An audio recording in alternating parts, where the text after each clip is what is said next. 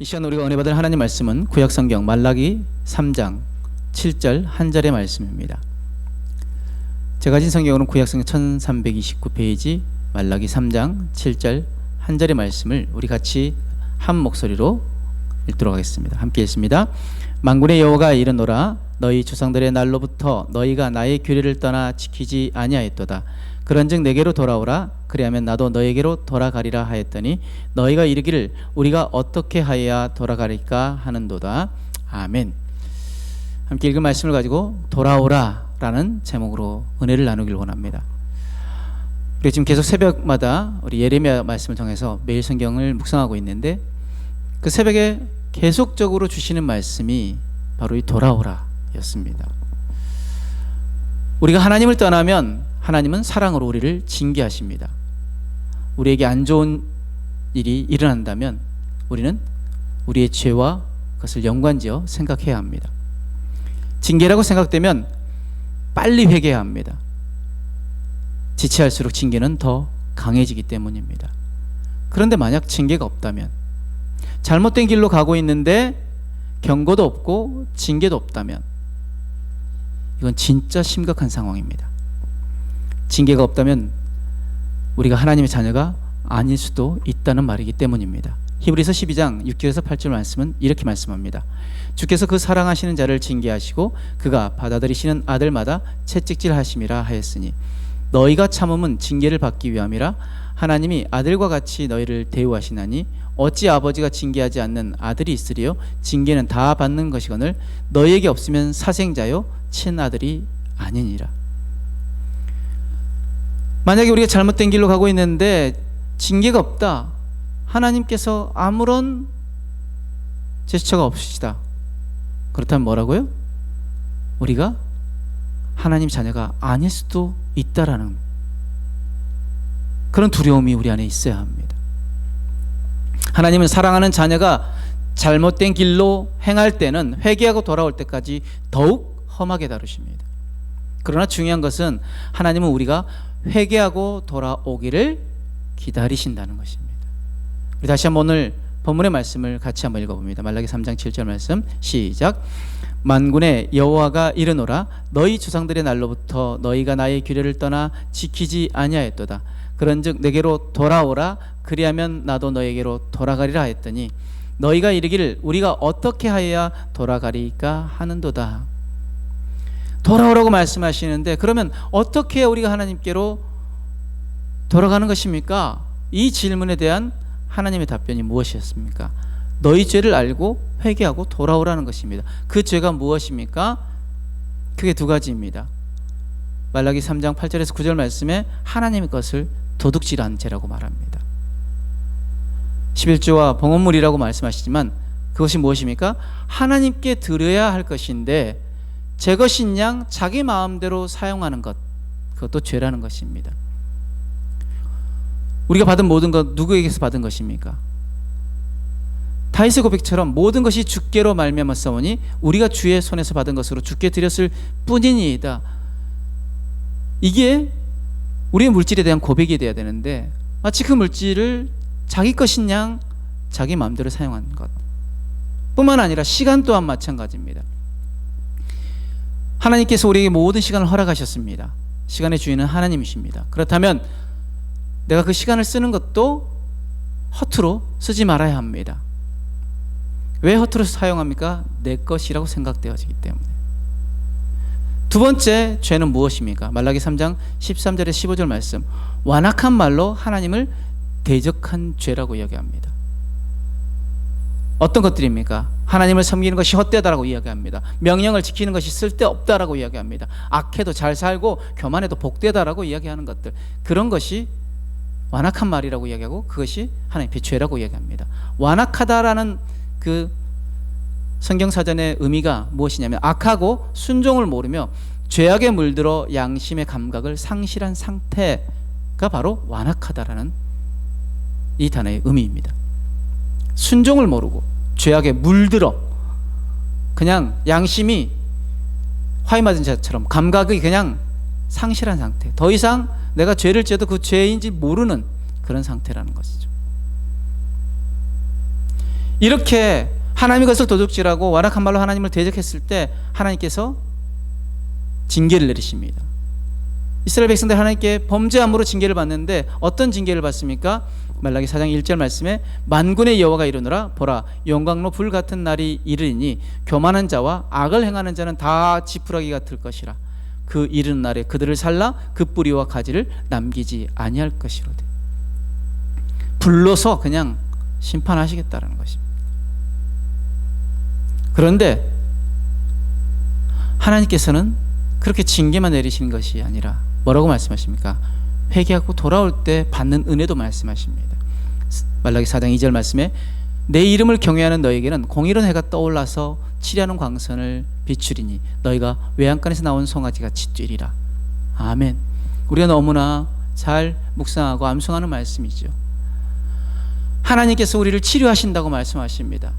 그렇게 될 때 우리가 외양간에서 나온 송아지같이 뛰게 될 거라고 말씀하십니다. 어떤 자들에게요? 하나님을 경외하는 자에게, 하나님께 돌아와 하나님을 두려움으로 예배하는 자들에게 하나님께서 그렇게 은혜를 내리시겠다고 말씀하십니다. 이스라엘 역사 가운데 가장 뛰어나게 지혜가 탁월했던 왕 솔로몬, 역사상 가장 지혜로운 사람이기도 하죠.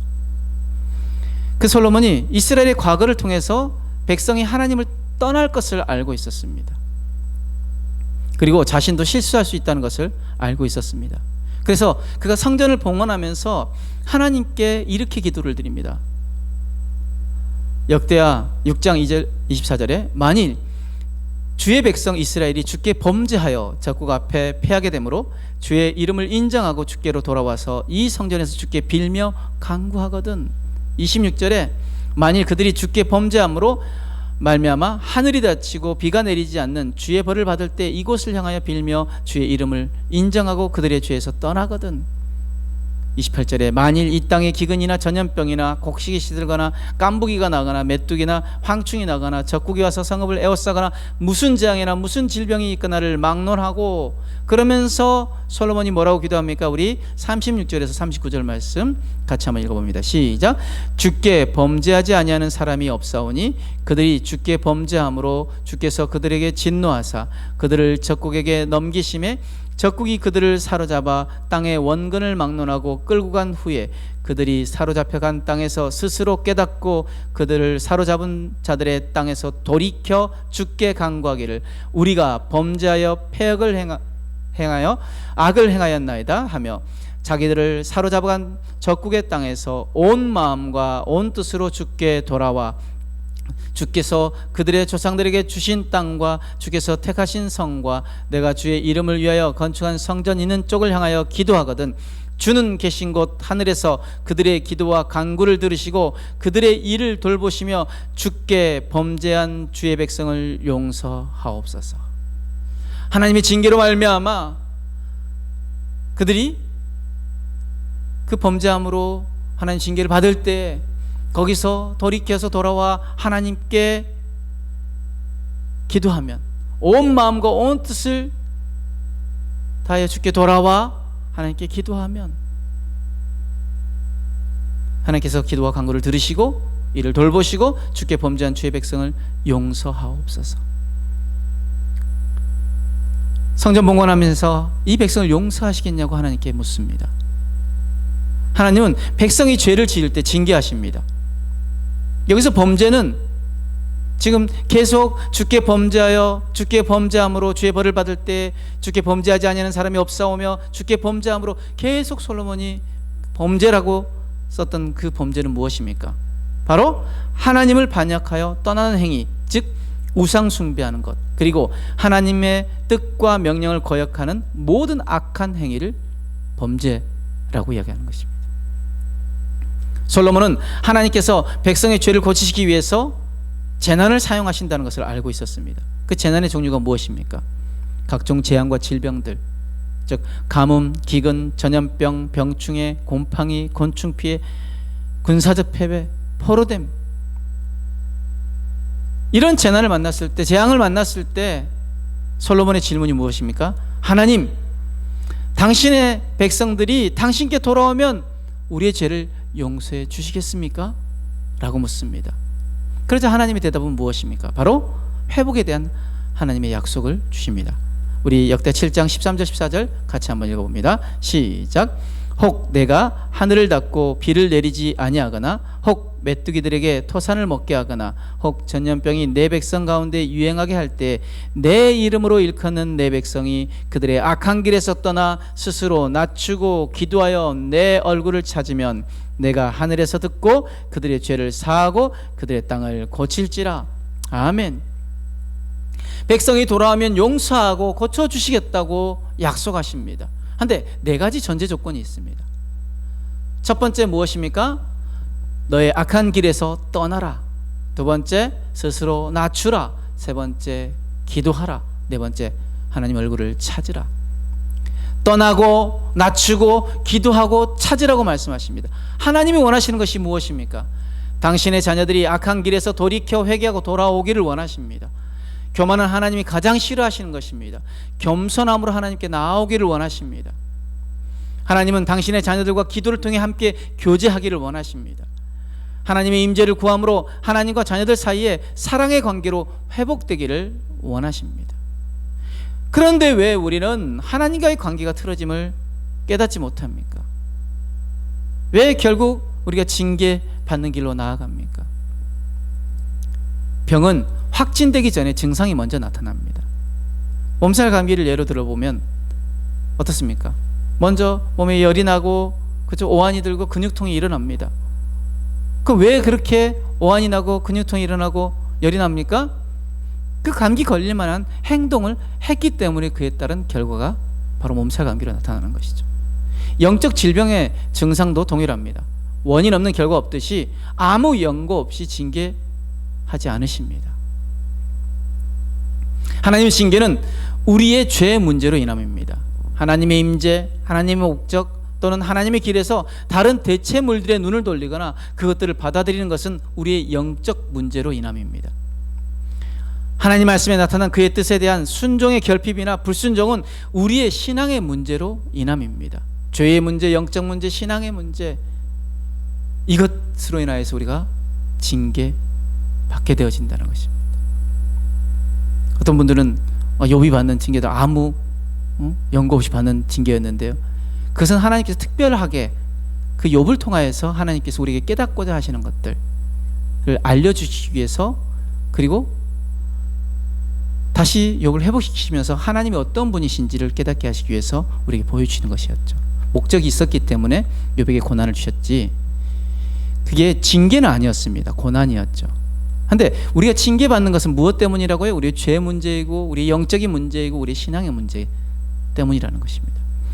이 세 가지는 우리 마음이 병들었고 하나님에 대한 사랑이 변했다는 증거입니다. 하나님과의 사랑의 관계가 바르지 않음을 나타냅니다. 그러면 우리의 생활과 가정과 교회와 사회와 나라에 이런 증상들이 나타나면 우리는 하나님을 찾고 도움을 구해야 합니다. 왜요? 내 문제로는 이 문제 해결할 수 없습니다. 해결할 수 없는 문제를 가지고 고민만 하면 병 치료할 수 없습니다. 하나님은 해결하실 수 있는 능력이 있으신 분이십니다. 왜요? 우리 하나님 가장 탁월한 의사이시기에. 우리 하나님께서 바라시는 것은 자기 백성이 하나님께로 돌아오는 것입니다. 엉뚱한 곳에 가서 고통받지 말고 전혀 도움이 안 되는 것에 의지하지 말고 하나님께로 돌아오기를 원하십니다. 예레미야서 29장 4절 말씀, 만군의 여호와 이스라엘 하나님께서 예루살렘에서 바벨론으로 사로잡혀가게 한 모든 포로에게 이와 같이 말씀하시니라. 뭐라고 말씀하십니까? 29장 11절 14절에 여호와의 말씀이니라. 너희를 향한 나의 생각을 내가 아나니 평안이요 재앙이 아니니라. 너희에게 미래와 희망을 주는 것이니라. 너희가 내게 부르짖으며 내게 와서 기도하면 내가 너희들의 기도를 들을 것이요 너희가 온 마음으로 나를 구하면 나를 찾을 것이요 나를 만나리라. 아멘. 이것은 여호와의 말씀이니라. 나는 너희들을 만날 것이며 너희를 포로된 중에서 다시 돌아오게 하되 내가 쫓아보내었던 나라들과 모든 곳에서 모아 사로잡혀 떠났던 그곳으로 돌아오게 하리라. 이것은 여호와의 말씀이니라. 아멘. 하나님께서는 백성들에게 큰 재앙을 내리실 때도 회복시킬 모든 계획을 마련해 놓으셨습니다. 백성을 부흥케 하고 소망을 주실 준비를 해 두셨습니다.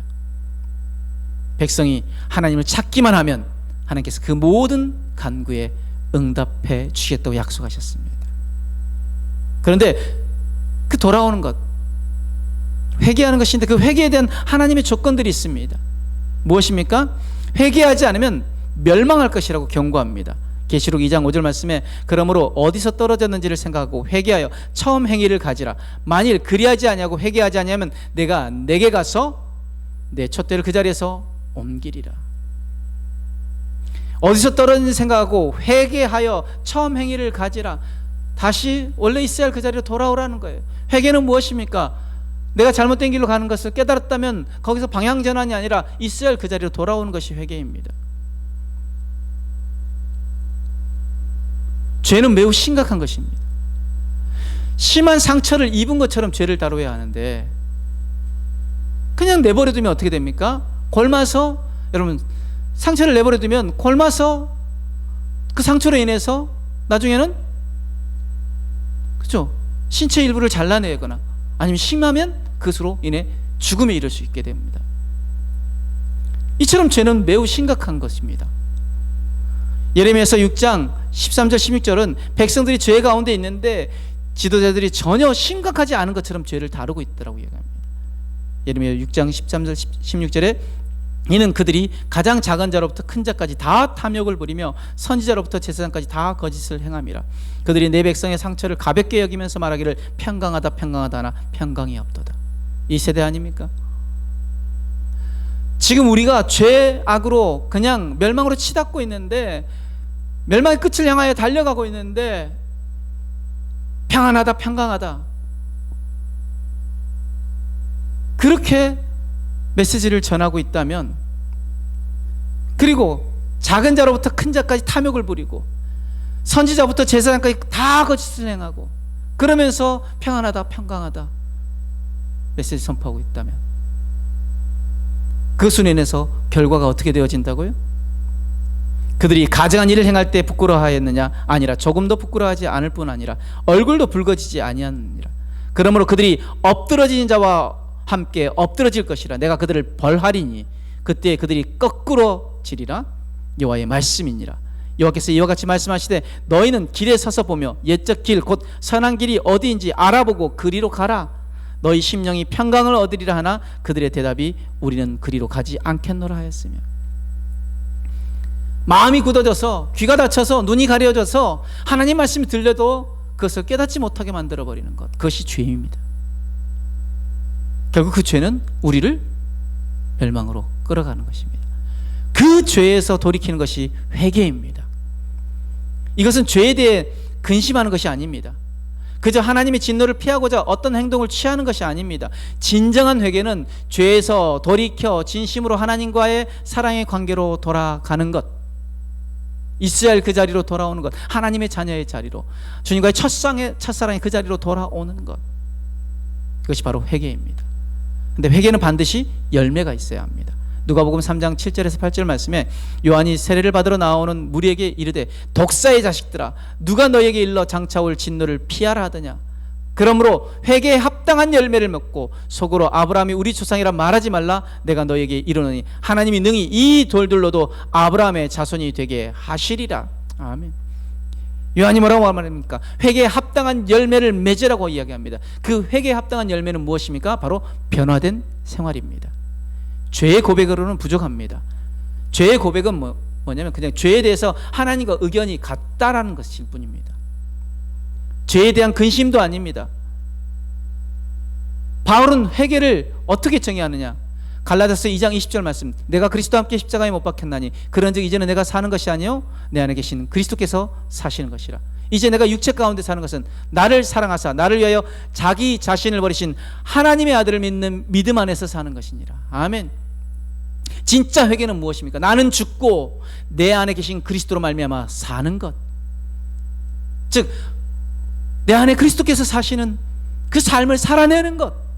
그러기 위해서 뭐 해야 합니까? 나는 매일 죽어야 합니다. 사도 바울처럼 내가 매일 죽고 내 안에 그리스도가 살고, 이게 진짜 회개에 합당한 삶입니다. 회개에 합당한 열매를 맺는 삶이라는 거죠. 회개할 때 생기는 세 가지 변화의 과정이 있습니다. 첫 번째, 우리의 마음이 변합니다. 우리가 행한 일이 잘못된 것이라고 인정하는 것입니다. 동의하는 것입니다. 하나님과 논쟁하지 말아야 합니다. 핑계대지 말아야 합니다. 자기 합리화하지 말아야 합니다. 다윗이 회개할 때 어떻게 회개합니까? 자신의 죄를 인정합니다. 시편 51편 3절 4절 말씀에 물은 나는 내 죄가를 아오니 내 죄가 항상 내 앞에 있나이다. 내가 주께만 범죄하여 주의 목전에 악을 행하였사오니 주께서 말씀하실 때 의로우시다고 주께서 심판하실 때 순전하시다 하리라. 주님, 내가 죄인입니다. 나 죄인 인정합니다. 그래서 주님 앞에 징계받을 때 네, 저의 죄로 말미암아 징계받는 것 당연합니다. 인정하는 것이죠. 두 번째, 심령이 변합니다. 죄 때문에 하나님의 마음이 얼마나 상했는지 보아야 합니다. 죄 때문에 십자가에 돌아가신 그 주님을 보아야 합니다. 죄악된 길을 즐기는 것이 아니라 가슴 아파해야 합니다. 다윗의 심령이 무슨 심령이었습니까? 상한 심령이었습니다. 범죄한 것에 대한 애통하는 마음과 자신의 죄 문제를 스스로 해결할 수 없기에 하나님께 전적으로 매달리는 마음, 이것이 바로 상한 심령입니다. 시편 51편 17절 하나님께서 구하시는 제사는 상한 심령이라 하나님이여 상하고 통회하는 마음을 주께서 멸시하지 아니하시리이다. 우리가 그런 상한 심령이 있어야 될 줄 믿습니다. 죄를 인정하고 내가 죄인임을 인정하고 핑계대지 아니하고 우리가 상한 심령으로 주님 앞에 나아가야 합니다. 또한 회개할 때 생기는 세 번째 변화, 바로 우리의 뜻과 행동이 변화합니다. 회개는 삶의 변화를 요구합니다. 회개는 죄를 철저하게 버립니다. 데살로니가서 5장 말씀에 악은 모든 모양이라도 버리라 말씀하신 것처럼 그 어떤 모양이라든지 우리가 버려야 하는 것입니다. 또한 내 안과 밖에 우상도 버려야 합니다. 우상은 무엇입니까? 하나님만 섬겨야 되는데 하나님만 섬기는 게 아니라 하나님도 섬기고 다른 것도 바라보는 것, 그것이 우상입니다. 하나님만 섬기시길 바랍니다. 또한 유혹에 넘어가는 상황에 발을 들여놓지 않아야 합니다. 잠언 7장 말씀에 음녀가 한 젊은이를 여러 가지 고운 말로 유혹하고 호리는 말로 꾀입니다. 그런데 그 젊은이가 따라가면 뭐라고 이야기합니까? 소가 도수장에 끌려가는 것 같고 미련한 자가 벌 받으러 가는 것 같다고 말씀하십니다. 그러면서 내 마음이 음녀의 길로 치우치지 말고 그 길에 미혹되지 말지어다. 즉 네 마음이 죄악의 길로 치우치지 말고 그 바라보지도 마, 생각하지도 마. 그 길에 미혹되지 말지어다. 넘어가지 마. 왜 우리가 넘어갑니까? 정신 차리지 않고 있어서. 그죠? 깨어라, 근신하라. 지금 우는 사자가 삼키자를 두루 찼듯이 사단이 우리를 삼키려고 호시탐탐 노리고 있다. 근신하여 깨어서 우리가 있어야 합니다.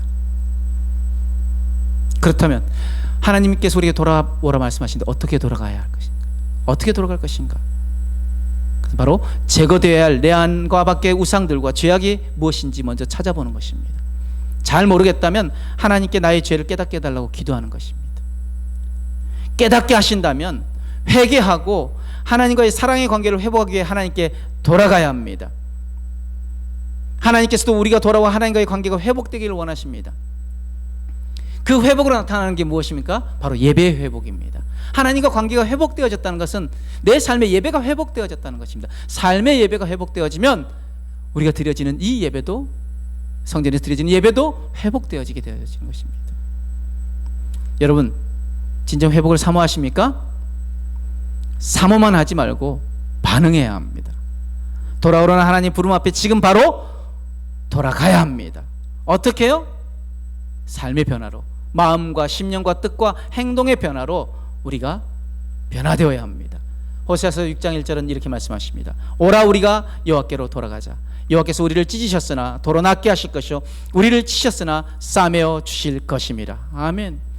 하나님께로 돌아오면 하나님께서 다시 낫게 하시고 싸매어 주시고 회복해 하시겠다고 약속하신 그 약속의 말씀 붙잡고 오라 우리가 여호와께로 돌아가자.